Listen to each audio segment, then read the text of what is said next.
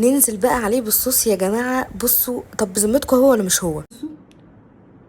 بصوا هو لما بيسيح، اتحداكوا لو عملتوه مره هتفضلوا تعملوا طول الصيف. سيبوا لي بقى كل اللي في ايديكم، يلا بينا كده، عشان النهارده هعمل لكم ايس كريم ساندي ماك في البيت بارخص مكونات وباسهل طريقه، وانا واثقه ان انا هبهركم. انا شفت التجربه دي وقررت ان احنا نعملها مع بعض، لان بصراحه بهرتني انا شخصيا، والجو ده محتاج ايس كريم. يلا بينا كده، دلوقتي كلنا حرانين، مفيش حد قادر يقف يعني يعمل حاجه. طبعا بعد النجاح الساحق لتجربه البطيخ، فانا قلت اعوضكم، فبجد جربوها هيعجبكم قوي. طبعا مش عايزين ننسى نروح جاب لنا الطلبات وتعب سوسته.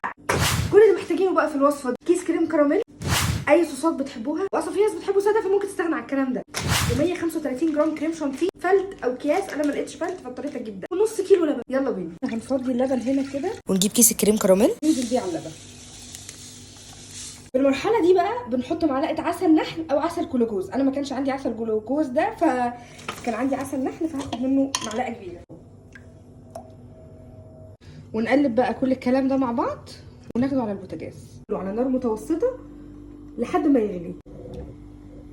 وطبعا اكيد هتستغربوا من فكره الكريم كراميل اللي كنت زيكم كده. اول بقى ما نبص نلاقيه بيغلي كده نروح موطيين بقى خالص، سايبينه لمده 4 دقائق. بعد ال4 دقائق بقى هنرفعه ونفضيه في اي حاجه عندنا ونسيبه لحد ما يبرد خالص. بس بلاش بقى كل شويه تعملوا زيي وتروحوا تهزوا الطبق تشوفوه بيمسك ولا لا، عشان نسيبه يبرد براحته. بعد بقى لما يبرد خالص ونبص كان نلاقيه مسك نفسه كويس، نروح واخدينه بقى حاطينه في الفريزر ونسيبه لمده ساعتين 2. ده يا جماعه بقى بعد ما سبته ساعتين بالظبط في الفريزر، بصوا مهما حركت فيه كده مش بيتحرك. ركزوا بقى في الخطوه اللي بعد كده عشان دي هيترتب عليها النتيجه كلها. نحط بقى هنا الكريم شانتيه بتاعنا، المفروض ان احنا نحط زي ما شفتها في الوصفه 135 جرام. طب يا كنت يعني قد ايه 135 جرام؟ انا هشتري اكياس، يبقوا 3 اكياس من ده. تالت. دلوقتي بقى هنضرب كل الكلام اللي احنا عملناه ده مع بعض بمضرب كهربي.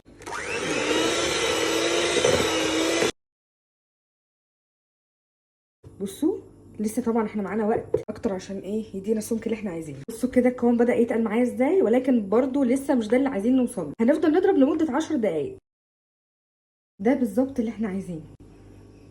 هنحاول بقى نظبط شكله كده. ده بقى المنظر النهائي قبل ما نحطه في الفريزر تاني لمده ساعتين. يلا بينا. ده بقى شكله بعد ما سبته يا جماعه. انا صراحه سبته اكتر من ساعتين لان انا يعني كان معايا مشوار وكده، فدي النتيجه. هل هنقدم كده على طول وندوق؟ لا، في اهم خطوه لازم نعملها، وهي ان احنا نضرب بقى الكلام ده. هنلاقيه كده صعب شويه واحنا بنضرب بس نكمل.